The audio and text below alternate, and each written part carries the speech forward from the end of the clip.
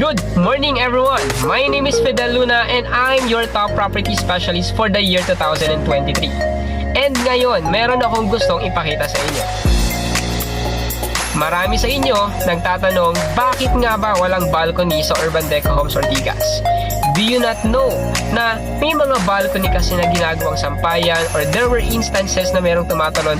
Kapag broken hearted, wag ka kasing tatalon. Ayan, di ba? So, hindi natin hawak yung mentality kasi ng mga tao ngayon, di ba? So, for safety purposes, and of course, bakit walang balcony? Kasi kapag ginawa siyang sampayan, nagbumukha siyang squatters area. Then at the same time, aminin na natin, bumababa kasi talaga yung value ng property kapag ginagawa siyang sampayan. And ang purpose nito is for your bulol ako. So for your benefits, kasi kung maganda yung facade ng building natin, then the higher the chance of reselling it at a higher price.